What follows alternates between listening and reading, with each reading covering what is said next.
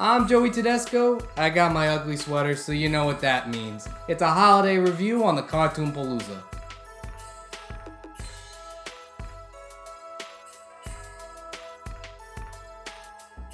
This is a Patreon requested review. I was asked to look at the series finale of the Spielberg-produced show Animaniacs, a feature-length direct-to-video movie called Wakko's Wish. Seems like an odd choice for a holiday review since it isn't a holiday film per se. However, at the time this was released, it was advertised around Christmas, and it gave the impression that it was a holiday film. So technically, I first saw this on Christmas. Therefore, I always imagined seeing it again around Christmas. And then there's snow, and messages of goodwill towards man, so there you go, Christmas.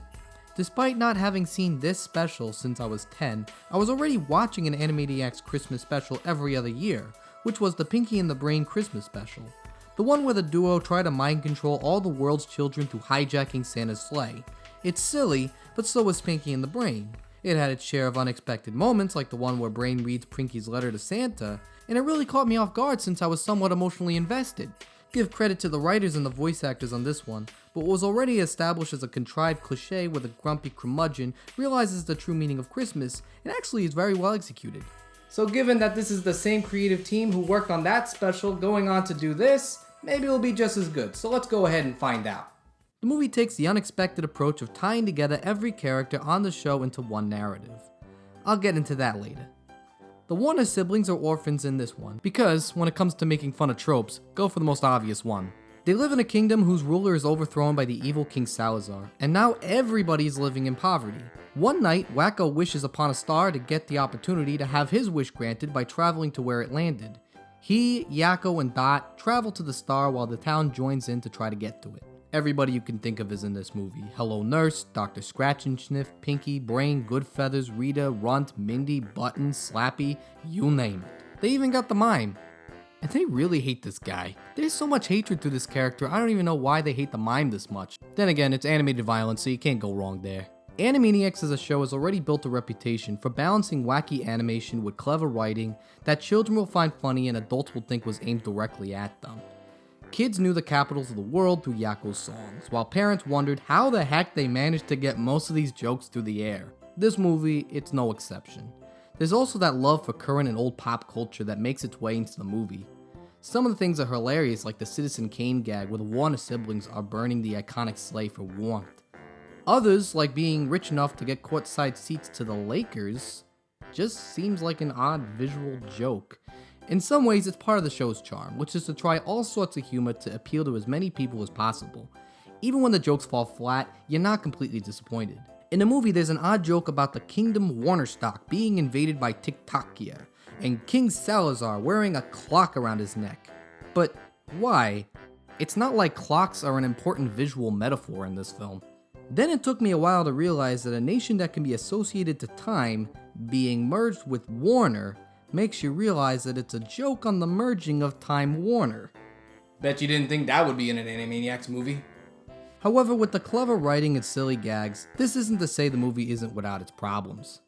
The movie falls flat for me when it comes to musical parts. I know what you're thinking, aren't the musical bits some of the funniest and smartest bits on the show? Any fan knows that the late Richard Stone was an integral part of Warner Brothers animation in the 90s. He also contributed to this score. While the show has made songs from the dictionary, world maps, and history entertaining, you get them in small doses. While some songs like the one in the beginning have a nice melody matched with hilarious lyrics, even my nuts are frozen, be careful with that last verse. Others like the Wishing Stars song become repetitive. In fact, it is repetitive. They keep singing the same song over and over again, while all the characters are going to the Wishing Star.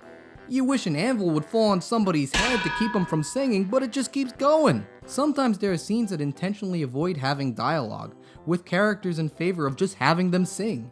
While pantomime is a great quality in animation, I suddenly get annoyed as soon as you know that they're ready to sing, or you know that music's gonna swell and they're gonna burst into song. Oh no, not again. The irony is that while the show will call itself out on the Alan Menken style musical numbers, you'd think they would do the same here. Sometimes they do. For the most part, it's just making big Alan Menken style musical numbers without really making fun of it. The movie's best part is when the Water siblings are messing with the king. We get the jokes, wordplay, and mayhem we expect from the characters. I wish we got more of it though. It's near the third act of the film, and at a part where he wants to have the kids killed, but when he kills Dot, he's incredibly remorseful. Ironically, and I happen to notice I say ironically a lot in this review, when we have the bad guys get away with killing the silly tricksters whose only goal is to catch the bad guy off emotionally, it usually works better when we have the bad guy's intentions be broad or vague. Hence why it works in a short segment or short film like in What's Opera Doc or the scene in The Mask. But when we have a character who's established to feel a certain way suddenly not act that way, it's confusing to say the least. But hey, it don't matter. It's all leading to a joke regardless. How is it when a movie that establishes it doesn't want you to feel emotionally invested suddenly tell you to feel emotionally invested? I know it sounds cruel, but I'm not expecting any consequence with Dot getting shot. We know it will result in her getting up, most likely kissing the villain like Bugs Bunny or something. It's weird to bring up, but there are a lot of fans of this special who claim that this is an emotional moment. But to me, it don't make sense. I honestly don't know if this is the kind of film I'd watch again. I have the same feeling when I was younger watching this now as an adult.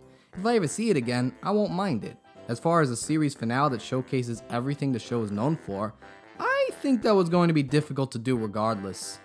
The show's variety show style makes it hard to have a central narrative fill an hour and a half. Coincidentally, the creative team behind this movie also made an earlier film for another show feel more concise. That was the Tiny Toons movie How I Spent My Summer Vacation. There aren't too many musical numbers, characters all have their own stories that coincide with one another, and it don't take away from their character or personality, and overall feels consistent. Whereas in this movie, we go from each segment as if they have their own specific parts. The intro has the exposition, the musical numbers take over the second, and then the third is mostly cartoon gags. Put a bow on the ending to wrap it all up. Don't get me wrong, there are great scenes and moments that don't make it feel worthless, but as a whole, it doesn't really add up. So I'm gonna go ahead and give this the okay rating. Yeah, I mean, it doesn't mean I hate the show, it's just that I didn't think it was as good as I wanted it to be. So that brings me to my question for today. What is your favorite holiday special that doesn't necessarily have to do with the holiday? So think about a movie that doesn't take place on the holiday that you're watching it on, but you just so happen to watch it on that certain holiday. Comment and let me know. And as I mentioned before, that this is a Patreon requested review. So if you'd like to have your own review requested on the show, go to my Patreon page and find out what you gotta do. But in the meantime, I want to thank this gentleman below for giving me this movie to watch. I'm Joey Tedesco, and I got some more holiday movie reviews coming your way on the Cartoon Palooza.